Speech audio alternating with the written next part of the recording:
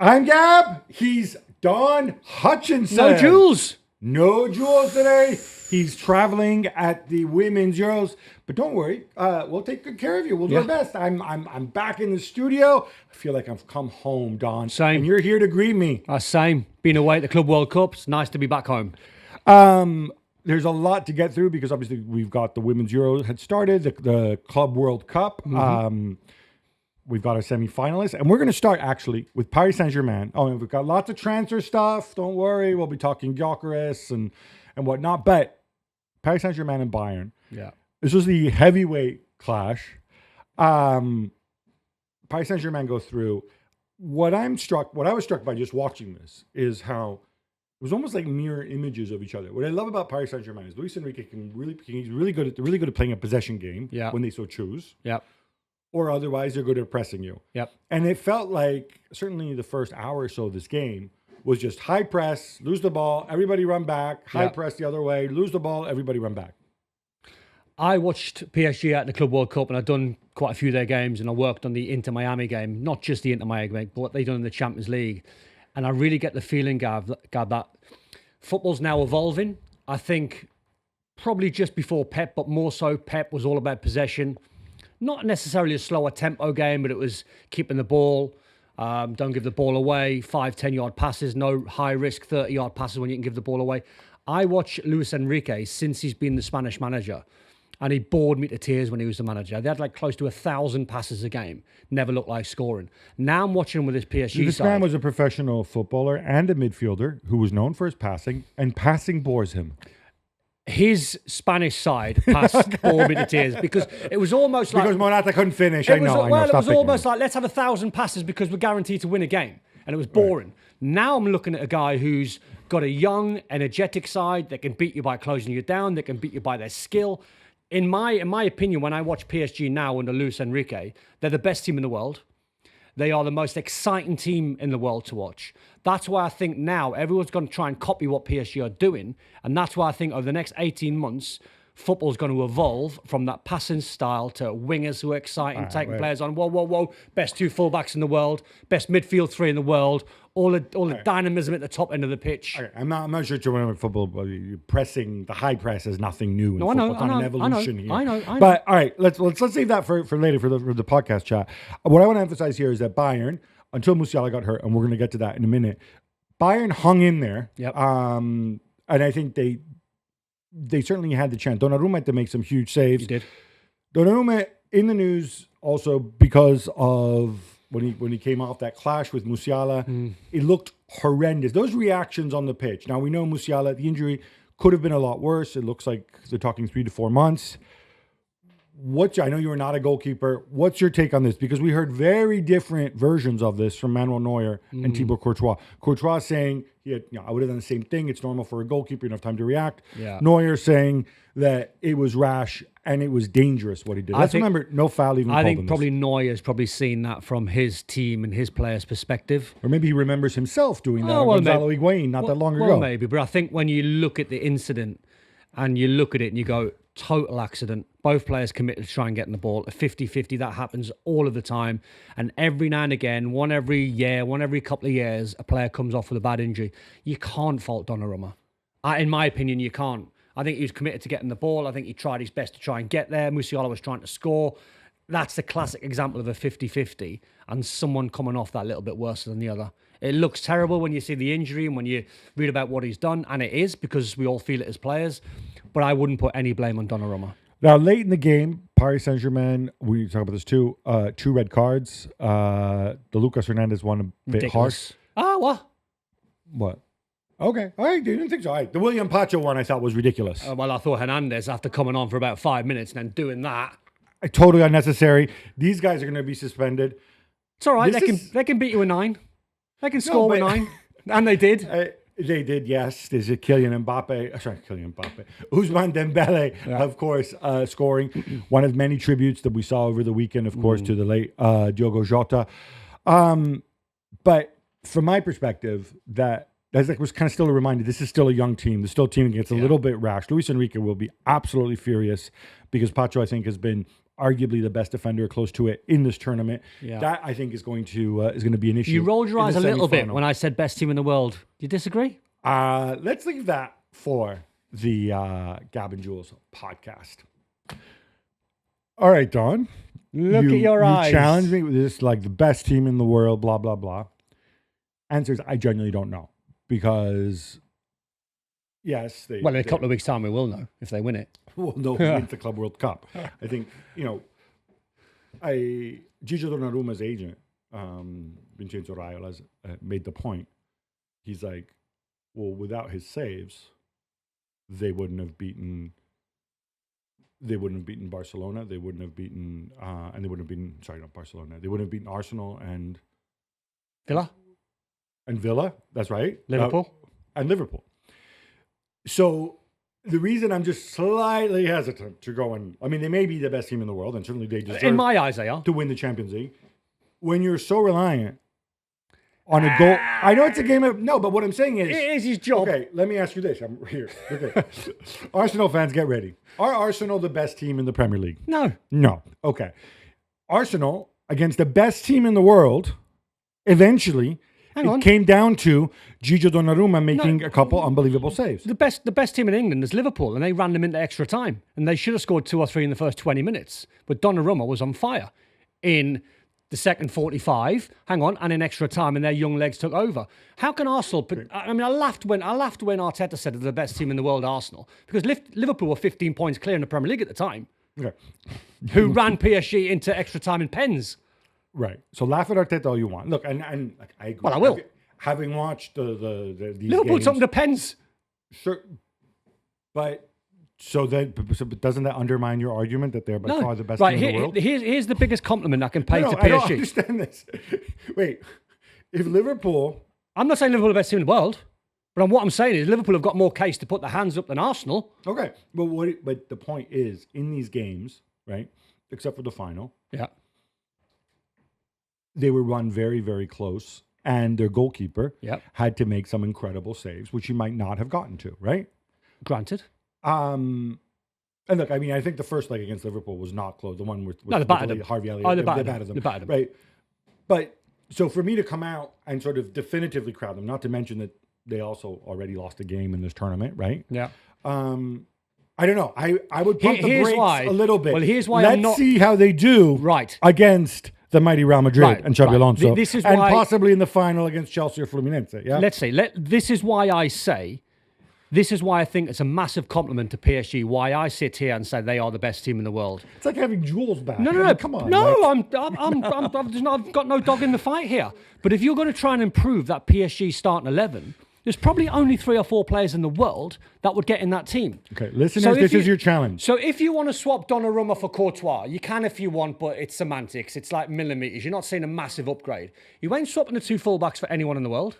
They're the best 2. You'd probably put Van Dijk alongside Marquinhos. Or somebody else, yeah. Or someone else, so one. Marquinhos has not had the best season either. I know. All right, but we're talking one position. If you're putting Van Dijk there, I think you could probably upgrade both center backs if you really want to go there. But hear me out. Give me one. You ain't. As I love Donnarumma, by the way, Paris Saint-Germain don't even think he's that good if it's true that he's got a year left on his contract and they're relaxed. But you just said he was on fire. Oh, he was on fire. Well, so he's brilliant then. I'm not sure Luis Enrique shares your view that Donnarumma cannot possibly be improved upon because no, I didn't say I said if you want to upgrade players by a margin, you can, but there's no. You're not going to look at Donnarumma and go, oh, if we sign Courtois, he's like 1,000,000 times better. The margins are small. The midfield 3 you wouldn't change. You don't think Rodri would be an upgrade? No, I'd look at that midfield 3 and I think they function really well. They all complement each other. You ain't changing Kvaratskhelia on the left-hand side. You ain't really changing Dembele. So then you've probably got Mo Salah on the right-hand side for Liverpool. So you're looking at like 2 or 3 players. Sorry, Lamine Yamal. There's no room for you in the side. You can't. There's only 11 boys. Would you pick Yamal over Mo Salah? What about... No. Would you pick Yamal over Mo Salah? They're playing the same position. You can only have 11. Different sorts of players, but... Answer the question. I would play Mo Salah through the middle. Oh, get out of town. Can do that. You get my argument. No, there's only 3 or 4 players in the world that gets in that point. PSG team. And I think it's also true that Luis Enrique has made them more than the sum of their parts. Let's then go back to Bayern now, because obviously Musiala's had injuries in and out throughout. He's had a trouble year, hasn't he? Yeah, he's had a difficult season. But obviously his talent's not in question. And I think there were moments last year when they were accused of, not least by me, of Musiala dependency. Now you're looking at a long stop. They've been linked, and we'll get to this later, with Nick Voldemort. He's a very different player from Musiala, even though you can say he occupies a similar position behind the striker. My question is, do you have an in-house solution, or does it mean you have to go back on the market? Because I'll tell you, actually, I'm asking a rhetorical question. I'll give you the answer, as I view it. I want to see Olise play at 10. Yeah, I agree. I want to see Olise play at 10. You may need to pick up another winger. So Coman on the left, Gnabry on the right. You're not a Gnabry fan. No, these guys, I don't. I mean, like Coman, I love. If he stays fit, Gnabry's contract, I think, is winding down anyway. So, you're going. But you're essentially losing two players, aren't you? You're losing Thomas Muller and Musiala, your two number 10s. Do you know what I mean? Obviously, so you've got to replace two amazing players. You're going to have to do that. I think maybe you can also look at the other option is, if Bowie produces, maybe you can think of playing Goretzka, and just going more sort of 4-3-3. If you don't, if the Olise solution isn't there, right? Because if you've got a fit Pavlovic, you've got Kimmich, you've got ballers in midfield, and then you can play Goretzka as kind of like. I think you'll buy. Do you not think you'll buy? I do. But I don't know that you can buy a number 10 though. I think you have to think in terms of buying in the winger role. Yeah, so you could buy a winger and then shift Olise in one. I think that makes more sense. Yeah. You can give Olise a bit of a free role because he's a fantastic footballer with a good brain. In terms of the game itself, though, Paris Saint-Germain, the best team in the world, by far, can only be improved in a couple of positions. Yeah. Can we give Bayern and my man Vinny Company a little bit of credit? Because they've put up with so much crap this season. And I said there was a moment when they could have won this game. Mm-hmm. Right? Yeah. The Courtois save at the end. You mean the Donnarumma? Donnarumma save, sorry. Yeah. Courtois plays for a different team. I know. But there were moments when this is, to me, going back to what you were saying before. If you play this wild, high counter press, you're always preying upon the possibility that first of all, I'm not such a fan of it because you're always preying on opponents' mistakes, rather than creating something.